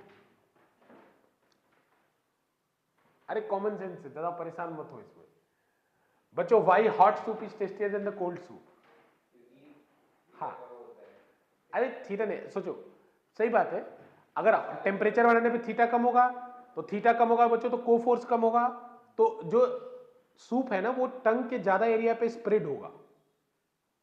अरे थीटा कम होगा तो इसका मतलब को फोर्स कम हुआ ना, तो टंग के ज्यादा एरिया पे क्या करेगा, स्प्रेड करेगा, तो आपके ज्यादा टेस्ट बड एक्टिवेट होंगे। पता नहीं फिर भी ज्यादा टेस्ट बड एक्टिवेट होंगे, तो that is why hot soup is tastier. अरे ये सब क्वेश्चन है भाई साहब, ये सब एक एक नंबर का, why hot soup is tastier than cold soup. तो बता देना थीटा कम होता है, एट फोर्स ज्यादा होता है, तो ज्यादा टेस्ट बड को एक्टिवेट करेगा, that is why it is tastier than cold soup, ठीक है। इसी में अगला कि why it is easier to wash cloth in hot water than cold water. Question फिर से, why it is easier to wash cloth in hot water than cold water, why. गधा कहेगा सच सही बात है, तुम्हारी लॉजिक तो गलत नहीं है, लेकिन फिर भी सही है। देखो जो अगर मुझे क्या करना है, समझ भी लो, अच्छी बात है, लॉजिक तो बच्चों कपड़े के ऊपर डर्ट है, ग्रीस है, इनको निकालना है, तो वाटर को क्या करना, वाटर के एडहेसिव प्रॉपर्टी बढ़ानी है, तभी तो जाके वो ग्रीस को या डिटर्जेंट के एडहेसिव प्रॉपर्टी बनानी, तो ग्रीस को डर्ट को जाके तभी तो कैच करेगा। तो कैच करने के लिए कौन सी प्रॉपर्टी चाहिए, एडहेसिव। एडहेसिव प्रॉपर्टी बनानी है तो थीटा को क्या करना पड़ेगा, एक्यूट। तो टेम्परेचर बढ़ाने पे थीटा क्या होता है, कम करना पड़ेगा, टेम्परेचर बढ़ाने पे थीटा क्या होता है, कम हो जाता है। तो इसके वजह से हॉट मतलब गर्म कपड़े में, गर्म पानी में कपड़ा धोना आसान होता है। ठीक है ना, क्लियर। अरे ये सब बता नहीं रहा कर लोगे, मतलब कि मैं लिखवाऊं इन सब चीज को पक्का ना, मतलब कुछ चीज बता दिया, जैसे अम्ब्रेला का याद रखना, एंटीसेप्टिक का थीटा, बाकी कॉमन सेंस का इस्तेमाल करना जहां भी हो जाए। ठीक है, समझ में आ रहा है, क्लियर है यहां तक, कुछ छूटा तो नहीं। ठीक है, बस इसमें याद रखना है एक्यूट ऑब्ट्यूस का जो भी सिचुएशन है। इसमें एक होता है वेटेबिलिटी, वो भी लिख लो। वेटेबिलिटी ये मैं हालांकि अभी बता चुका हूं। वेटेबिलिटी बताओ, ये डायरेक्टली प्रोपोर्शनल टू थीटा होगा या इनवर्सली प्रोपोर्शनल। सरफेस वेट कब होता है, जब एडहेसिव फोर्स ज्यादा हो। अभी तो बताया था ना कि वाटर मॉलिक्यूल को वो होल्ड कर ले, तो इसको क्या बोलते हैं, वेटेबिलिटी। तो वेटेबिलिटी कब होगा, जब थीटा कम होगा या ज्यादा, कम होगा, तो ये इनवर्सली प्रोपोर्शनल टू थीटा होता है। सबसे कम वेटेबिलिटी किसका होता है, मरकरी का, क्योंकि उसका थीटा बहुत ज्यादा होता है, तो वेटेबिलिटी बहुत कम होता है, तो ये भी लिख लेना वेटेबिलिटी। बच्चों गर्म पानी ज्यादा सरफेस को गीला करेगा या ठंडा, गर्म, क्योंकि थीटा कम होता है। ठीक है, बहुत बढ़िया।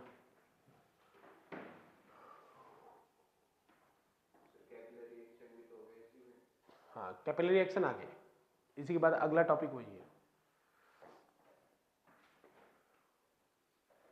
बच्चों टेम्परेचर बढ़ाने पे सरफेस टेंशन भी कम होता है, क्योंकि सरफेस टेंशन एक को फोर्स है।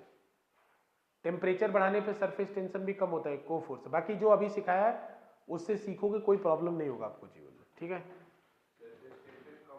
हाँ, क्योंकि अच्छा एक बात बताओ, टेम्परेचर बढ़ाओगे तो मेम्ब्रेन जो बनी है ऊपर वो एजिटेट होगा ना सरफेस, तो मेम्ब्रेन ब्रेक नहीं होगा, तो सरफेस टेंशन का फिर कॉमन सेंस, कॉमन सेंस बहुत जगहों पे कॉमन सेंस लगा सकते हो अपना। अब एक लास्ट टॉपिक पढ़ेंगे बच्चों, कैपिलरी एक्शन, मतलब हाइड्रोस्टैटिक्स का मेरे हिसाब से लास्ट टॉपिक है। हाइड्रोस्टैटिक्स का लास्ट टॉपिक है कैपिलरी एक्शन। हेडिंग वाले बच्चों capillary action.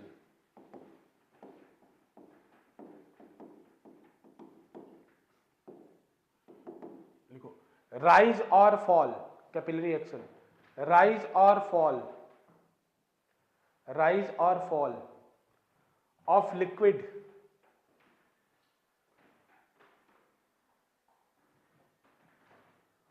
of liquid in a capillary is called,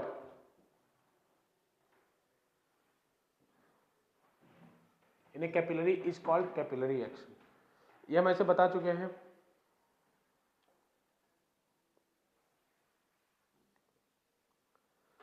चलो ठीक है बच्चों, देखो कैपिलरी एक्शन में क्या होता है ये पहले बता चुके हैं, बस इसका फॉर्मूला निकालने वाले हैं। अभी दोनों जो बताया था ना, एक्यूट में क्या करता है, राइज करता है, और ऑब्ट्यूस में क्या करता है, फॉल करता है। बस इसका फॉर्मूला बनाएंगे। देखो इसका डेरिवेशन आता है, तो एक छोटा सा बस एक बात है वो देख लो बस। बच्चों एक्यूट वाला एग्जांपल लेके मैं समझा रहा हूं। तो सरफेस ऐसे एक्यूट वाला सिचुएशन लिया है बच्चों, तो जैसे एक्यूट वाला सिचुएशन आएगा, मिनिस्कस क्या होता है, मिनिस्कस इस तरह से बन जाएगा, अभी ऊपर जाएगा, अभी उसके पहले की मतलब इस तुरंत ऊपर चला जाएगा, लेकिन हम सोच रहे हैं कि ऊपर क्यों गया, ये हम विचार करना चाह रहे हैं इस पे। तो बच्चों अभी आपने पढ़ा था कि कॉनकेव साइड का प्रेशर कॉन्वेक्स साइड से ज्यादा होता है। तो बताओ इसमें कॉनकेव साइड कौन सा है, ऊपर वाला, और कॉन्वेक्स साइड कौन सा है, नीचे वाला। तो बच्चों ऊपर वाले पॉइंट का प्रेशर क्या है, पी नॉट है। तो नीचे वाले साइड का यहां जो प्रेशर है वो कम होगा। कितना कम होगा बच्चों, तो आप फॉर्मूला पढ़ चुके हैं, P inside minus P outside equal to 2T/R होता है ना। तो बच्चों या कॉनकेव वाला देख लीजिए, P concave minus P convex, ठीक है, इक्वल टू 2T/R। तो मुझे अभी किस साइड का प्रेशर निकालना है, कॉन्वेक्स साइड का। तो पी कॉन्वेक्स कितना हो जाएगा बच्चों, पी कॉनकेव माइनस 2T/R। अरे देख लेना, चेक कर लो अपने पास। पी कॉन्वेक्स बच्चों, P concave minus P convex equal to 2t/r, तो पी कॉन्वेक्स को उधर भेज दिया और 2t/r को इधर ला दिया। देख लो कोई दिक्कत तो बता देना। तो बच्चों यहां प्रेशर कितना होगा, P not minus 2t/r, 2t/r नहीं दिख रहा होगा, करंट दिख रहा है,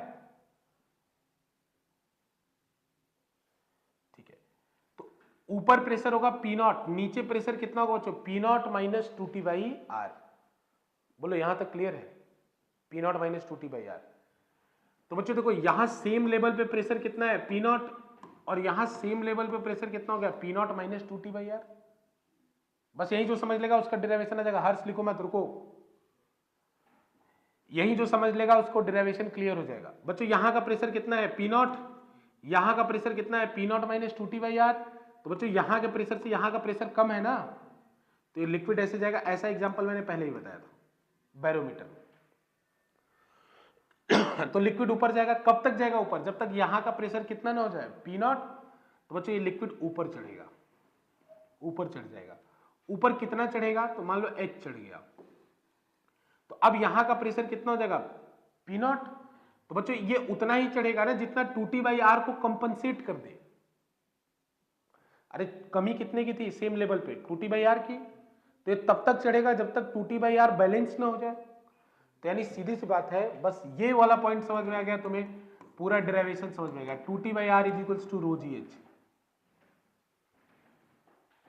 2t/r इक्वल टू ρgh। क्यों बच्चों, यहां प्रेशर कितना कम था बाहर से, बाहर अंदर में प्रेशर की कमी कितनी थी, 2t/r, तो इसीलिए तो लिक्विड ऊपर चढ़ा है। लेकिन कब तक ऊपर चढ़ेगा, जब तक 2t/r खत्म ना हो जाए, तो इतना ही ऊपर चढ़ेगा जितना ρgh इक्वल टू 2t/r हो जाए। बस खत्म। अब यहां से h कितना आ जाएगा, 2t upon ρgr, 2t upon ρgr लिख लो।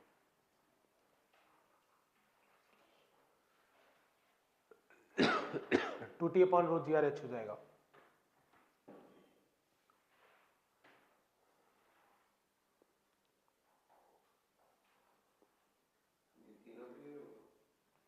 अभी रुक जाओ, अभी आया नहीं है पूरा फॉर्मूला। पहले मैं इतना बता रहा था कि ये क्लियर है ना, अभी बताता हूं तुम्हारे सवाल का जवाब बच्चों देता हूं। बच्चों देखो ये लॉजिक क्लियर करो। देखो मैं जैसे बोलता हूं ना, फिजिक्स में कभी लास्ट वाला फॉर्मूला याद नहीं करना चाहिए। फिजिक्स में देखो मुझे, मैं जैसे आपको पढ़ा रहा हूं ना, तो मुझे ये वाला फॉर्मूला शायद कम याद हो, लेकिन मुझे ये याद है कि क्या हो रहा है। मुझे इतना याद है कि यार 2t/r का कमी होता है और उसी को बैलेंस करने के लिए h ऊपर जाता है। और मुझे फिजिक्स पता है 2t/r equal to ρgh, h आ गया। बच्चों यहां पर लेकिन एक बात बस छोटी समझेंगे हम लोग, हो गया, लिख लेना बच्चों, लिख लेना यहां तक।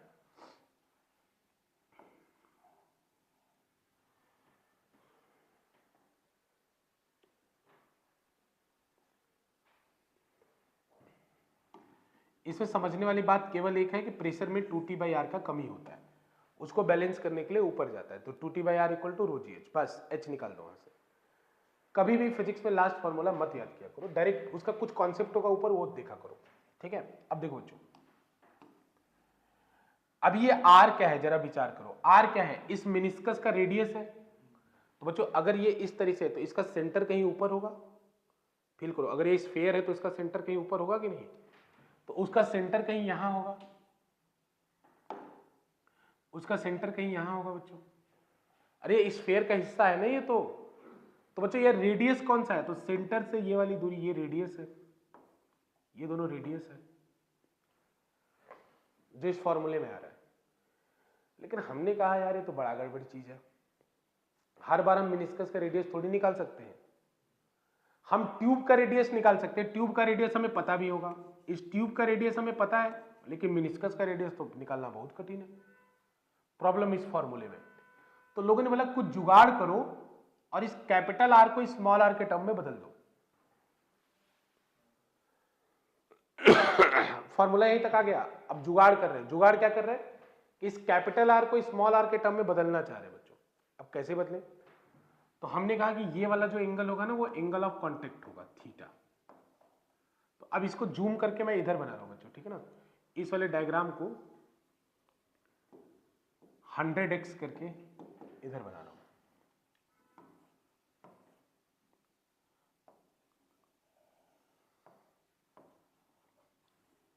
ये आपका आर है और ये आपका ट्यूब वाला आर है, स्मॉल आर है, ये कैपिटल आर है।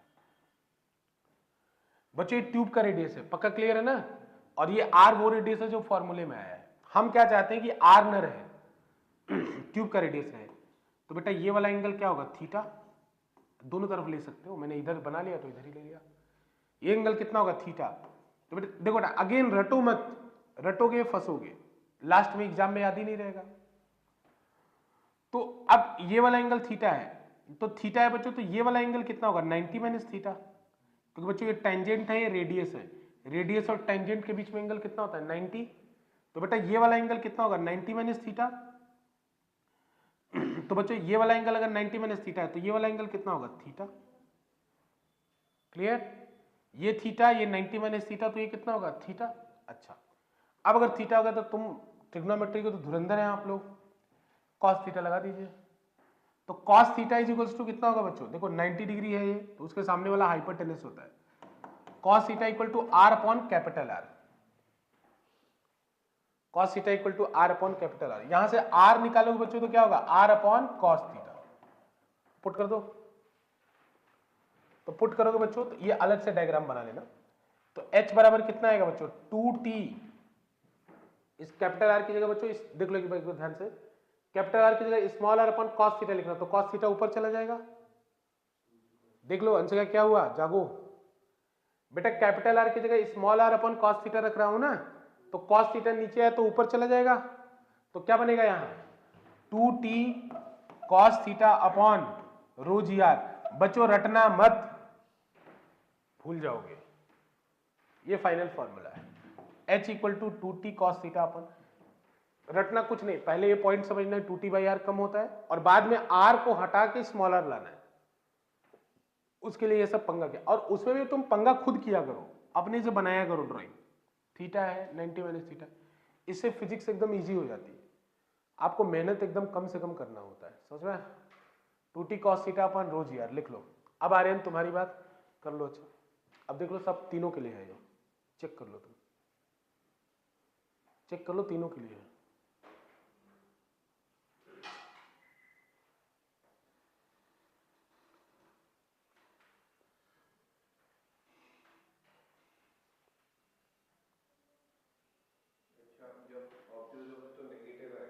एच की वैल्यू नेगेटिव नीचे जाएगी, 90 डालो 0 आएगा, तो उसके लेवल पे लेता है 0। हाँ पानी के लेवल पे तीनों के लिए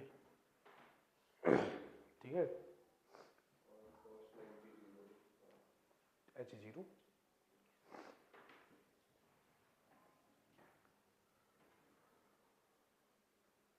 हर्ष रटना नहीं है, रटोगे बहुत मुश्किल हो जाएगा। रुद्रा समझ में, रटो मत बेटा।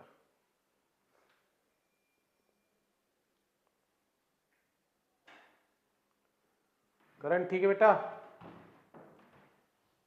हाँ ठीक है। बस ये आखिरी टॉपिक है, परेशान मत हो, खत्म कर देंगे इसका, बस ये लास्ट टॉपिक है, कैपिलरी रिएक्शन।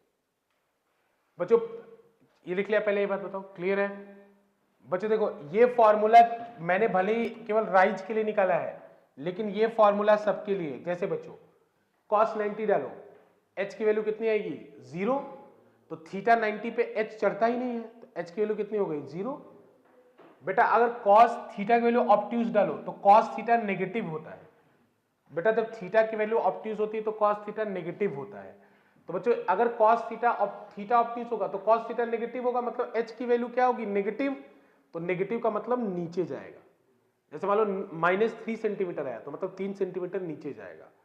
और अगर थीटा एक्यूट होगा तो h की वैल्यू पॉजिटिव आएगी, मतलब उतना ऊपर जाएगा। समझ में आ रहा है कि नहीं। तो भले निकाला एक के लिए है लेकिन ये तीनों के लिए है। बच्चों जो ट्री होते हैं वो जमीन से पानी लेते हैं due to capillary action. Tree जो होते हैं जमीन से पानी लेते हैं कैपिलरी एक्शन के कारण। मार्कर से हम लिख पाते हैं बिकॉज ऑफ कैपिलरी एक्शन, ठीक है ना। वो देखा है स्पॉन्ज होता है जिसके अंदर स्याही वगैरह, इंक वगैरह, ब्लॉटिंग पेपर होता है, इंक वगैरह एब्जॉर्ब हो जाता है, that is due to capillary action. ये सब कुछ बता रहा हूं जहां कैपिलरी एक्शन होता है। ट्री के अंदर पानी पहुंचता है कैपिलरी एक्शन के कारण। ब्लॉटिंग पेपर या कॉटन का कपड़ा ऑयल को, लिक्विड को एब्जॉर्ब करता है ड्यू टू कैपिलरी एक्शन, ठीक है ना। मार्कर जो होता है, इंक वाला मार्कर, वो लिख पाता है ड्यू टू कैपिलरी एक्शन, क्योंकि उसके अंदर फाइन फाइन फाइन थ्रेड्स होते हैं जिनसे इंक आता है कैपिलरी एक्शन के कारण, ठीक है ना। हो गया बच्चों, निकला। अब इसमें देखो एक बात और एक्सपेरिमेंट कभी करना हो कि बकेट ले लो, बकेट के अंदर टॉवल का एक हिस्सा लगा दो और ऐसे करके टॉवल लटका दो एंड वेट फॉर आवर और 2, 1-1.5 घंटा वेट करो। यू विल फाइंड आउट कि ये पूरा का पूरा जो ये कॉटन है वो गीला हो गया, ये पूरा का टॉवल है वो गीला हो गया। मतलब जितना टाइम स्पेंड करोगे उतना ज़्यादा गीला होगा। रीजन क्या है, इसके अंदर फाइन कैपिलरीज है जिनके अंदर पानी चढ़ता जाएगा। पुराने समय में बच्चों क्या होता था, कभी गाँव में जो लोग रहे होंगे, वो लालटेन होता था, याद है लालटेन, पता है? अब तो क्या ही पता होगा, लेकिन पता है फिर भी, लालटेन होता था। तो लालटेन में क्या होता था, ऐसे नीचे केरोसिन ऑयल होता था, ऊपर इस तरह विक होती थी, बाती होती थी। तो अब क्या होता था, ये जो लिक्विड है ये अगेंस्ट द ग्रेविटी चढ़ता था। तो लोग पूछते थे कि अगेंस्ट द ग्रेविटी क्यों चढ़ा? Due to capillary action.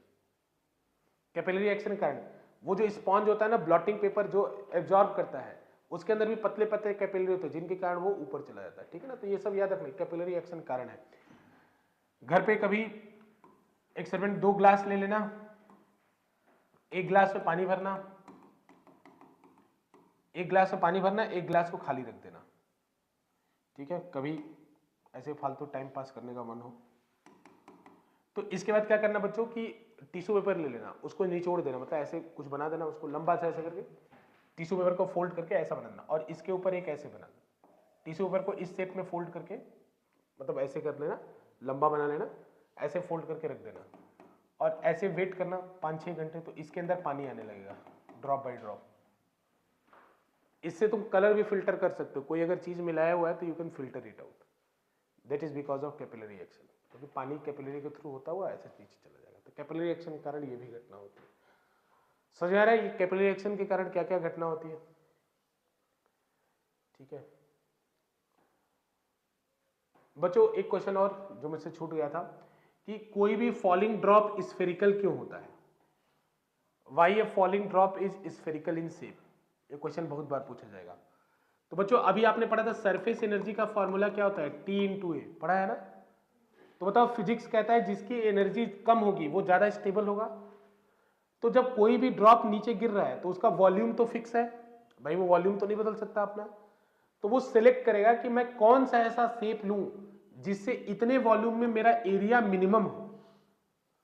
तो बच्चों अगर गिवन वॉल्यूम में स्फीयर का एरिया सबसे मिनिमम होता है, जैसे 1 लीटर का स्फीयर बनाओ, 1 लीटर का सिलेंडर बनाओ, 1 लीटर का कोन बनाओ, तो यू विल फाइंड आउट कि 1 लीटर के स्फीयर का एरिया सबसे मिनिमम होगा। इसीलिए जितनी भी ज्योमेट्री होती है उसमें स्फीयर का एरिया मिनिमम होता है, इसीलिए जो कोई फॉलिंग ड्रॉप है वो लगभग स्फेरिकल शेप लेता है। To minimise the area, area minimise होगा, सरफेस एनर्जी कम होगा, वो ज्यादा स्टेबल होगा। समझ में आ रहा है कि नहीं? That is why falling drop है जो स्फेरिकल शेप। किसी कोई डाउट हो तो बताओ बच्चों, फॉलिंग ड्रॉप स्फेरिकल शेप क्यों होता है? तो ये उसका कारण है, ठीक है ना।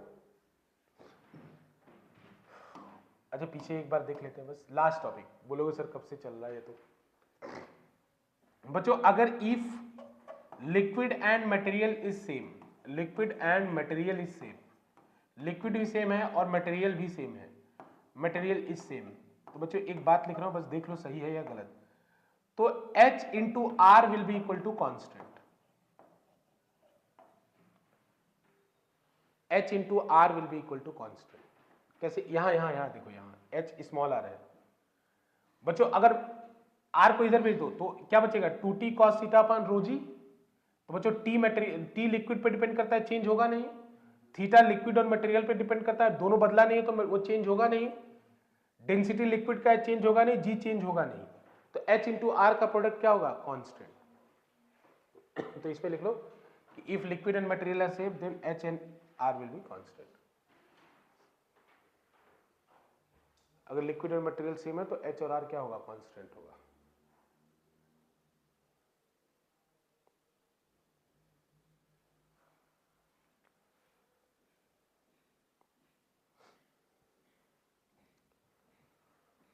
ठीक है,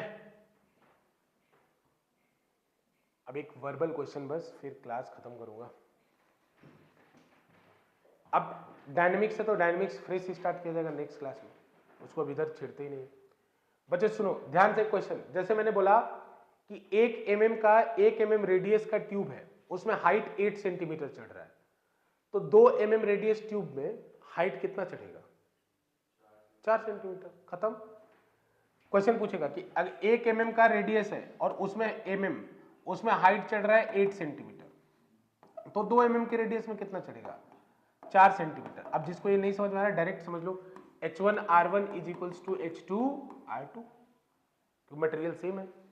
तो पहले क्या होगा 8 into 1 is equals to H2 into 2, direct ये न्यूमेरिकल है। H into R equal to constant. बोले इतना रेडियस का ट्यूब है तो इतना चढ़ रहा है, अगर रेडियस इतना हो गया तो कितना चढ़ेगा? डायरेक्ट कर देना H1R1 equal to H2R2, H1R1 is equals to H2R2। ठीक है ना बच्चों, क्लास खत्म। ये नोट करें लास्ट बार, ये छोड़ मत देना जल्दबाजी में।